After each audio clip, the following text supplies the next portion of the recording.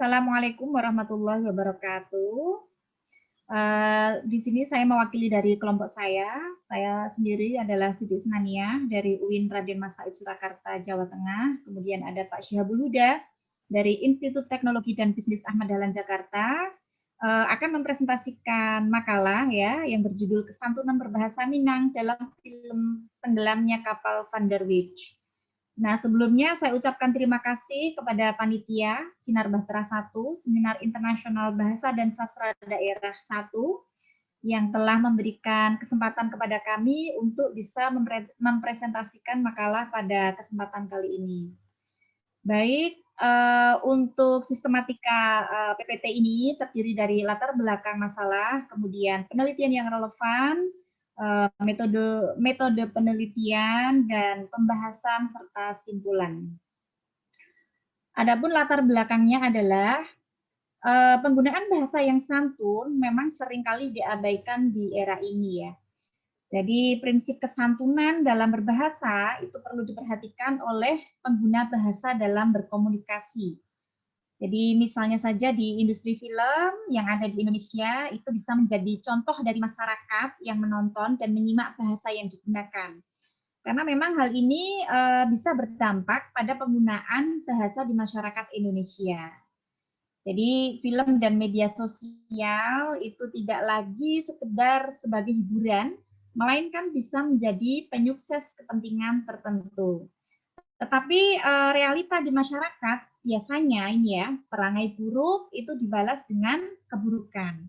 Tetapi dalam film ini tidak berlaku. Makanya kami tertarik untuk meneliti ini ya, kesantunan berbahasa dalam novel ini. Kemudian penelitian yang relevan ini pernah dilakukan oleh Amelia dengan judul Analisis Kesantunan Berbahasa dalam novel Pulang karya Tereli. Kemudian ada juga Solihin dan kawan-kawan ya dengan judul Analisis Kesantunan Berbahasa pada novel Me and My Heart karya Eva Rianti Lubis. Jadi perbedaan dari penelitian yang telah dilakukan oleh dua penelitian ini ya, ini pada kajian bahasa Minang. Jadi pada penelitian kami ini terletak perbedaannya itu pada kajian bahasa Minang yang digunakan oleh tokoh Hayati dan Zainuddin dalam percakapannya. Jadi walaupun praktek berbahasanya termasuk kategori campur kode, ya, yaitu menggunakan bahasa Minang Indonesia, peneliti berupaya mengkaji praktik dalam dialog tersebut itu secara mendalam untuk menemukan prinsip kesantunan Leach. Jadi tujuan dari penulisan artikel ini adalah untuk mengkaji bagaimana kesantunan berbahasa Minang dalam film Tenggelamnya Kapal Van der Wijk ya. Ini mengkaji bagaimana kesantunan berbahasa yang digunakan oleh tokoh Hayati dan Zainuddin dalam dialognya. Jadi kemudian kesantunan tersebut diklasifikasikan menurut prinsip kesantunan Leach. Kemudian metode penelitian. Untuk metode penelitian ini termasuk jenis kualitatif deskriptif dengan pendekatan konten analisis dan studi kepustakaan. Kemudian sumber datanya berupa film Tenggelamnya Kapal Van der Wijk karya Hamka. Data penelitian ini berupa tuturan tokoh di dalam film. Kemudian data dianalisis dengan menggunakan teori kesantunan berbahasa untuk dikaji ada perbedaan kesantunan berbahasa antara tokoh Hayati dan Zainuddin. Kemudian pembahasan kami menemukan ada 6 maksim dari dialog antara Hayati dan Zainuddin, yaitu ada maksim kedermawanan, maksim kesimpatian, maksim penghargaan, maksim kesederhanaan, maksim pemufakatan, dan maksim kebijaksanaan. Nah, untuk contoh datanya, misalnya ini ya, untuk maksim dari ke-6 maksim ini ya, untuk prosentasenya itu kedermawanan ditemukan ada 4, kemudian kesimpatian ada 3, kemudian penghargaan ada 8, kesederhanaan ada 6, kemudian pemufakatan ada 9, dan kebijaksanaan ada 10.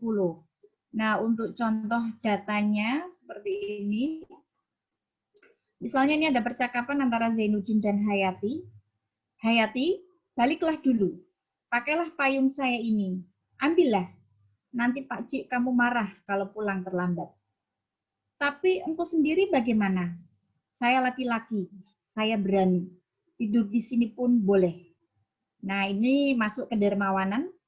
Kemudian kesimpatian. Contohnya, berangkatlah Hayati supaya orang rumah tidak risau. Terima kasih engku, saya pamit duluan. Nah, kemudian untuk penghargaan, ini percakapan dari Hayati, bersama adik saya Ahmad, saya kembalikan payung yang saya pinjam. Terima kasih atas pertolongan Tuan. Tak dapat di sini saya nyatakan. Di waktu hari ujian, Tuan telah berbasah-basah memelihara diri anak perempuan yang belum Tuan kenal. Kedua, kesyukuran saya lebih dapat berkenalan dan bersahutan mulut dengan Tuan, orang yang dikenal baik budi.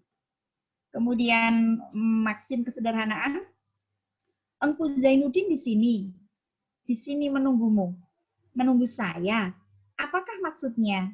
Lekaslah katakan agar saya segera pulang. Saya pun takut pula akan mengganggu engkau.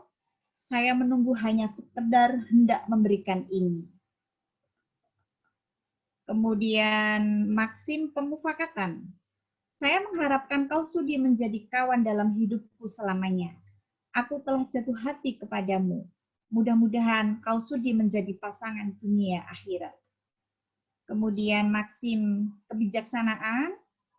Hayati, bagaimana kau tahu aku di sini? Di sini tempatmu biasa menulis, Empu. Saya dengar pagi ini kau akan meninggalkan bagiku. Walaupun kau pergi, jiwamu akan selalu dekat dengan jiwa saya, Zainuddin. Jangan sesekali bersedih, jangan putus asa. Cinta bukan melemahkan hati, bukan membawa tangis, bukan membuat kita putus asa, tetapi cinta menguatkan hati, menghidupkan pengharapan. Nah, itu beberapa temuan dari 6 maksim dari dialog antara Hayati dan Zainuddin. Dan dialog antara Hayati dan Zainuddin tersebut memang mengandung kesantunan dalam berbahasa. Walaupun Zainuddin tersakiti oleh Hayati, tapi dia tidak membalas secara sikap maupun verbal.